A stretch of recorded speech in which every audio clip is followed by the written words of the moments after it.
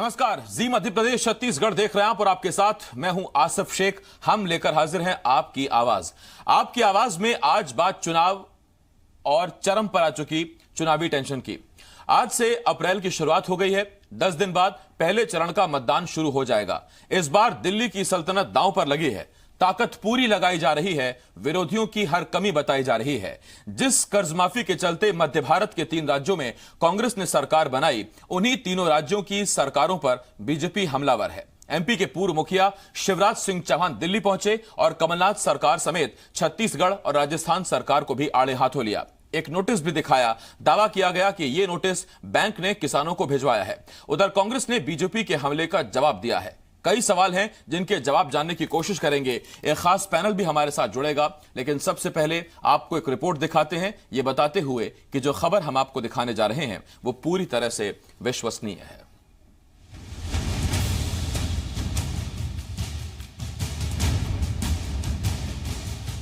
अप्रैल का आगाज हो चुका है और अप्रैल शुरू होते ही चुनावों के और नजदीक आ जाने की टेंशन सियासी दलों के माथे पर साफ साफ दिखाई दे रही है। आलम यह है कि दिल्ली फतह करने के लिए हर मोर्चे से फायरिंग की जा रही है। कांग्रेस की नई सरकारें जिन कामों को लोकप्रिय बता रही हैं, तो उन्हीं योजनाओं पर बीजेपी सवाल उठा रही है। चुनाव दिल्ली का है, सो एमपी के पूर्व मुखिया शिवराज सिंह चौहान भी दिल्ली पहुंचे और कांग्रेस सरकारों को जमकर कोसा। शिवराज सिंह ने आरोप लगाया कि मध्य प्रदेश, छत्तीसगढ़ और राजस्थान में किसानों को कांग्रेस ने अप्रैल फूल बनाया और कर्ज माफी को ढकोसला बताते हुए शिवराज सिंह चौहान ने राहुल गांधी पर निशाना साधा, तो मीडिया को वो नोटिस भी दिखाया जो कथित तौर पर बैंकों की तरफ से किसानों को थमाए जा रहे हैं। कई किसान ऐसे जिन्होंने बैंकों की किस्त चुकाना बंद कर दी। अब 1 अप्रैल को वैसे भी अप्रैल फूल बनाने की परंपरा रही है, लेकिन किसानों को जैसा फूल बनाया गया मध्य प्रदेश में, और केवल मध्य प्रदेश नहीं, राजस्थान में, छत्तीसगढ़ में, कर्नाटक में, वहां भी यही हालत है।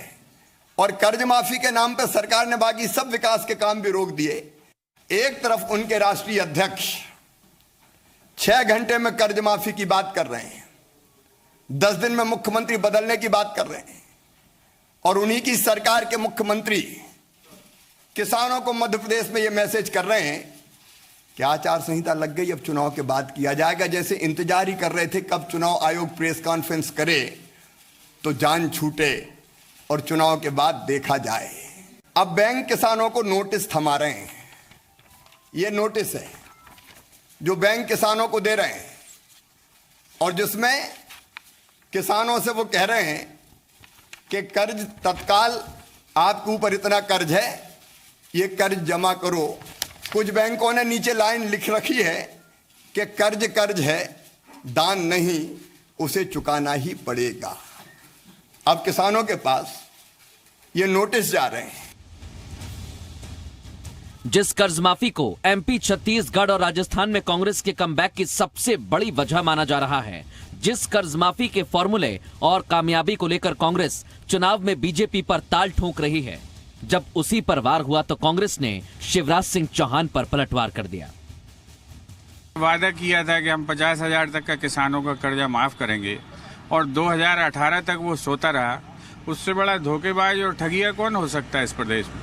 ये जो चौपट राम जी चौहान हैं, ये पूरे प्रदेश की जनता को बेवकूफ़ समझते हैं। उन्होंने कौन सा वादा पूरा किया है? जिस लाडली लक्ष्मी का गाना उनने पूरी दुनिया भर में गाया, अमेरिका में भाषण दे रहे थे लाडली लक्ष्मी पे वो, और वहाँ पर ढूंढने गए थे निवेशकों को, और उनसे पूछें तो कि उनके हाथ से आपने जो एनएससी का सर्टिफिकेट था 1 लाख का, क्यों वापस छीन लिया? जी मध्य प्रदेश, छत्तीसगढ़ से खास बातचीत में कमलनाथ भी दावा कर चुके हैं कि अब तक प्रदेश के 22 लाख किसानों का कर्ज माफ कर दिया गया है और बाकी बचे किसानों का कर्जा आचार संहिता हटने के बाद माफ कर दिया जाएगा।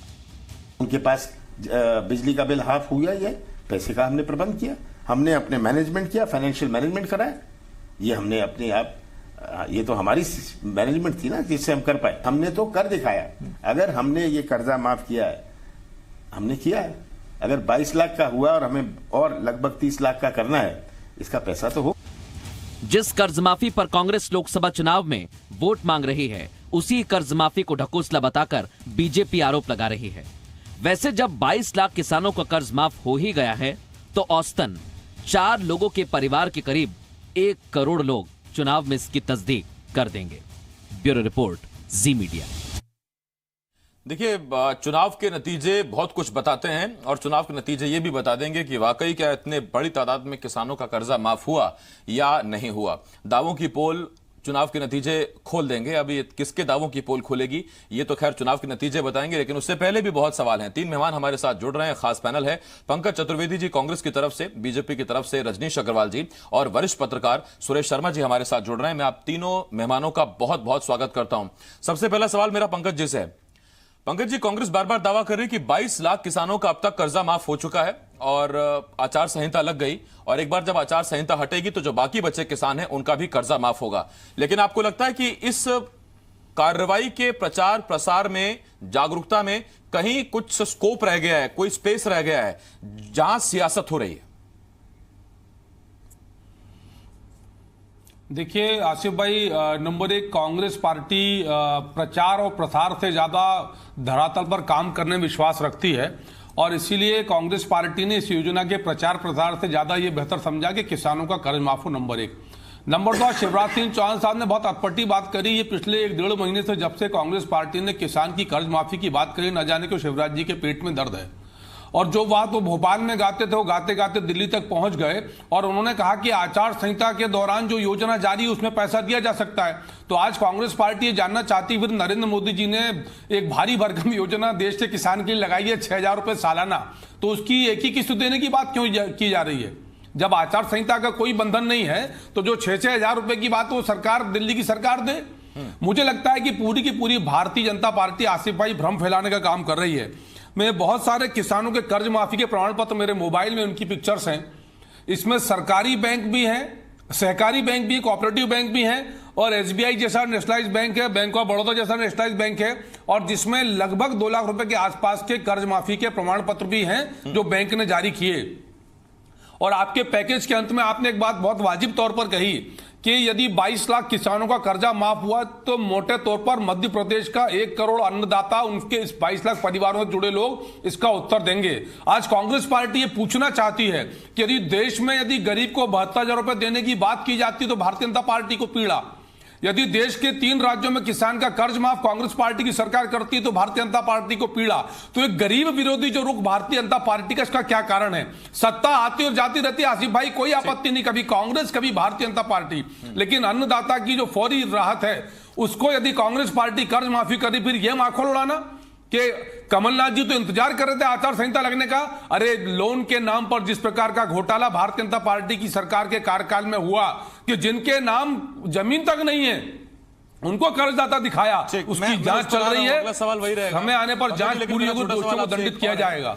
मेरा छोटा सवाल आपसे ये, सर आपने कहा कि कांग्रेस प्रचार प्रसार में यकीन नहीं करती, हमारी कोशिश थी कि धरातल पर किसानों को फायदा पहुंचे।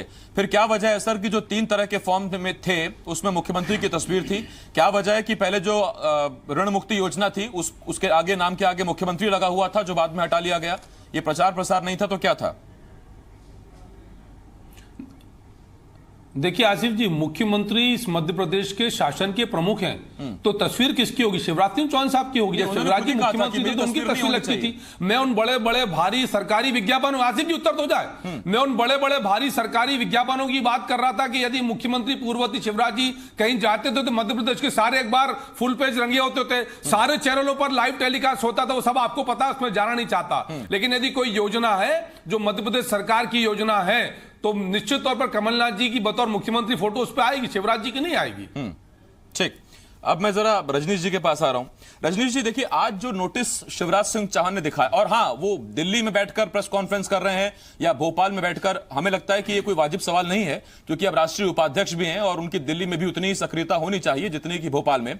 खैर वो मसला अलग है। मेरा आपसे सवाल ये कि आज जो नोटिस उन्होंने दिखाया शिवराज सिंह चौहान ने, हो सकता है कि वो नोटिस उस किसान का हो जिसका अभी नंबर नहीं आया है और आचार संहिता के बाद उसका नंबर आ जाए, लेकिन यह चिंतनीय जरूर है कि अगर किसानों को बैंक की तरफ से नोटिस मिल रहे हैं तो फिर यह चिंतनीय है। इस पर एक सवाल जो बीजेपी से बनता है वो ये बनता है कि आप जानते हैं कि बहुत सी सहकारियां समिति ऐसी हैं जहां बड़ा फर्जीवाड़ा सामने आया है, बहुत से किसान ऐसे हैं जिन्होंने लोन लिया नहीं, उनके नाम पर लोन दिखा दिया गया। ऐसे में बिना जांच बिना कार्रवाई कैसे सारे किसानों का कर्जा माफ हो सकता है? देखिए दो तीन बातें हैं। मुझे लगता है कि आप समग्र दृष्टिकोण से इस पूरे विषय को देखें। एक बात तो ऐसी है, आचार संहिता लगने के पहले इन्होंने एसएमएस सरकारी भिजवा दिए कि आचार संहिता लगने के कारण हम किसानों का कर्जा माफ नहीं कर रहे हैं, जबकि जो आचार संहिता को लेकर पूरी की पूरी एक किताब छाप रखी है चुनाव आयोग ने, उसके 272 नंबर पेज पर साफ लिखा है कि जो जारी योजना है उसको बंद नहीं किया जा सकता। इन्होंने तो अनुमति तक नहीं मांगी चुनाव आयोग से कि कर्जा माफ हम जो कर रहे हैं उसको जारी रख सकते हैं कि नहीं रख सकते। पंकज जी ने किसान सम्मान निधि का याद दिलाया कि एक किस्त गई, दूसरी क्यों नहीं गई। हमने साल में 3 किस्त भेजने की बात कही और आज शिवराज जी ने उसका उल्लेख किया कि जब उसे नहीं रोका जा सकता, चुनाव आयोग ने, तो फिर आपकी इस माफी योजना को क्यों रोकने से चली थी।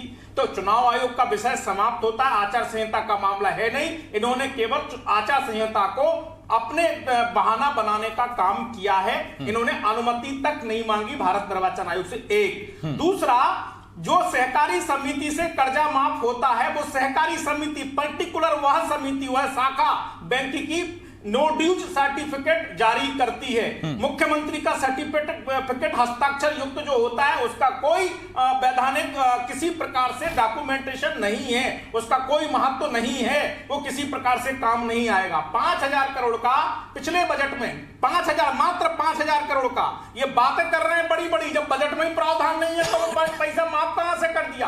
5,000 करोड़ में से इन्होंने जो सहकारिता में पैसा डाला वो 600 करोड़, और सहकारिता विभाग को कह रहे हैं कि 50% आप अंश पूंजी में से खर्च करो। मतलब जो किसानों की जमा की हुई राशि है जिससे सहकारिता क्षेत्र चलता है उसी को आप सोने के अंडा देने वाली मुर्गी को ही मुर्ग हलाल कर दो, ताकि वह आगे जाने वाले किसान परेशान होने का काम करे। नेशनलाइज बैंक हो चाहे आरआरबी बैंक हो, उनके मामले में तो अभी तक कोई सौदा समझौता सरकार और बैंक के स्तर पर नहीं हुआ है। तो ये शुद्ध धोखाधड़ी है। रही बात गरीबी की और गरीबों की, तो ये इनके लिए खिलौना है पंडित जवाहरलाल नेहरू, श्रीमती इंदिरा गांधी, सोनिया गांधी के बनाए हुए प्रधानमंत्री, या फिर आज जिस प्रकार से राहुल गांधी खेल खेल रहे हैं, इनके लिए नहीं है। जो गरीबों की संख्या ये नरेंद्र मोदी जी की सरकार में आने के बाद दोहराते थे कि इतने गरीब हैं, इनको मकान नहीं है, इतने गरीब हैं, इनको भोजन नसीब नहीं हो रहा, तो ये गरीब नरेंद्र मोदी जी ने 5 साल में पैदा कर दिए थे। कब? पहली साल में जो आपने चिल्लाना शुरू किया था। नहीं, पैदा किए कि नहीं किए वो तो पता नहीं, लेकिन खत्म हुए कि नहीं हुई गरीबी को उत्तर ले लीजिएगा। रजनीश जी आपके पास, पंकज जी आपके पास भी आता हूँ सर। आसिफ जी उत्तर ले लीजिएगा, मौजूद है, एक सवाल का जवाब मैं ले लूं फिर मैं आता हूँ। आसिफ जी 1 मिनट, पंकज जी उत्तर ले लीजिए। गरीबी पर एक छोटा उत्तर। मैं आता हूँ सर, आप संभाल के रखिए उत्तर। सर सबर का फल मीठा होता है, थोड़ा संभाल के रखिए, मैं आता हूँ आपके पास। सुरेश शर्मा जी, आपसे मेरा एक सवाल है सर। देखिए, जब विधानसभा चुनाव से पहले कांग्रेस ने कर्ज माफी का जब वादा किया तो बीजेपी ना उस वक्त हल्के में उसे ले रही थी, और खैर जब नतीजे आए तब तो पता चली गया कि कितना बड़ा काम कर्ज माफी के वादे ने किया। आपको लगता है कि जो नया न्याय योजना जो कांग्रेस लाई है 72,000 सालाना वाली, उससे भी बीजेपी की चुनौती और चिंता दोनों बढ़ी है? नतीजा अब ये एक रणनीति बनाई जा रही कि कर्ज माफी पर भी वार करिए और जो जो लूप होल्स है उनको जनता के सामने रखिए।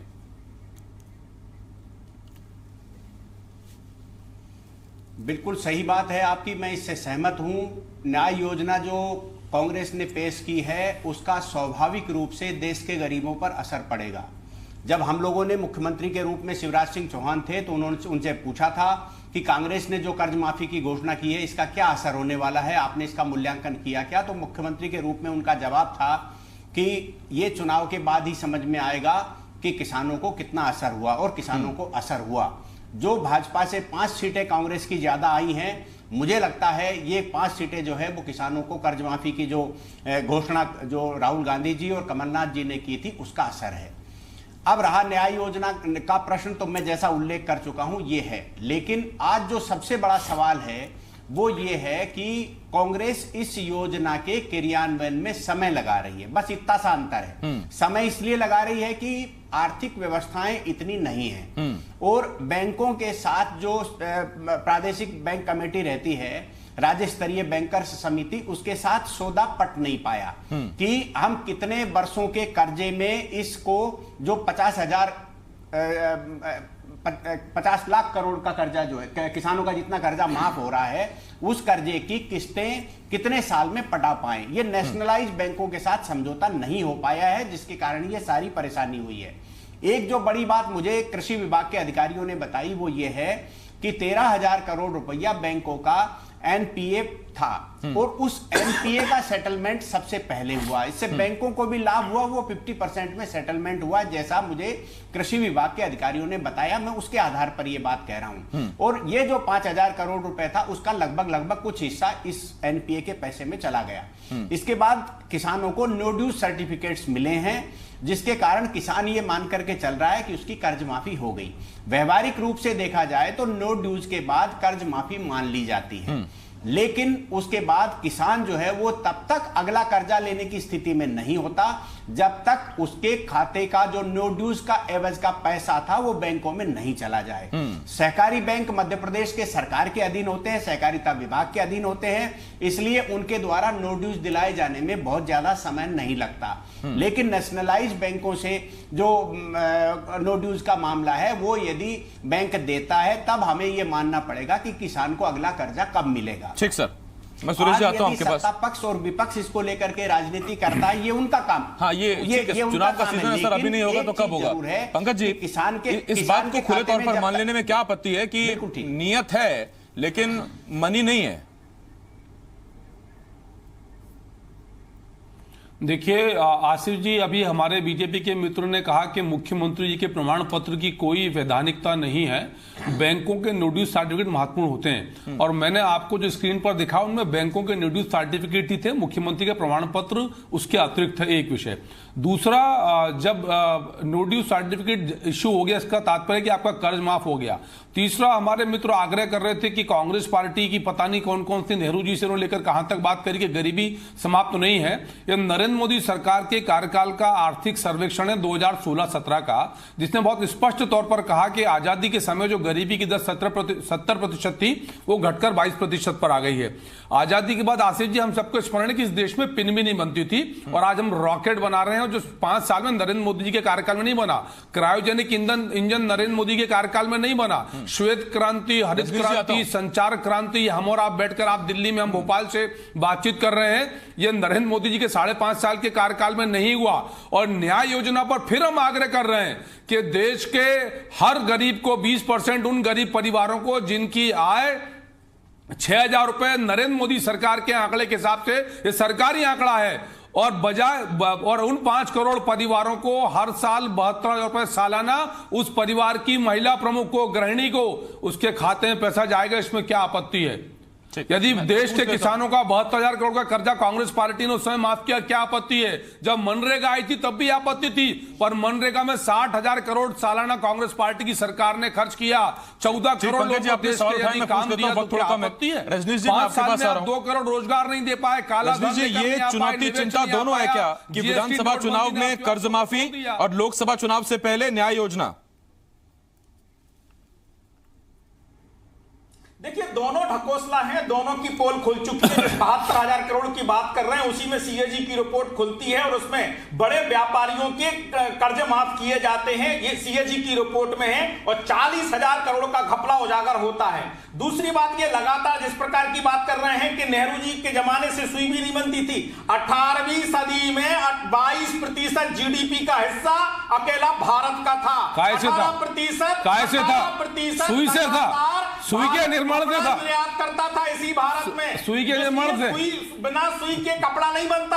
18%। अरे हाथों से बनता था, सुई से नहीं बनता था। बात ये कह रहे हैं, वो कहने से अच्छा, मोदी सरकार का आर्थिक सर्वे गलत है? अकेले नरेंद्र मोदी सरकार का आर्थिक सर्वे गलत है क्या? नरेंद्र मोदी सरकार का आर्थिक सर्वे गलत है? इसलिए सब कुछ नरेंद्र मोदी सरकार का आर्थिक सर्वे गलत है क्या? आसिफ जी, क्या नरेंद्र मोदी सरकार का आर्थिक सर्वे गलत है? क्या नरेंद्र मोदी सरकार का आर्थिक सर्वे गलत है? जी बताएंगे। तो नरेंद्र मोदी ने क्या किया फिर नरेंद्र मोदी ने क्या किया? नरेंद्र मोदी ने क्या किया? पंकज जी 1 मिनट रुकिए ना सर। नरेंद्र मोदी ने क्या किया? धोखा दिया, छल किया, कपट किया, दगा किया, ठगी करी, चोरी करी, इसीलिए नारा आया चौकीदार चोर है। ये नरेंद्र मोदी ने क्या किया? चोरी करी, चौकीदार चोर है, इसीलिए नारा आया।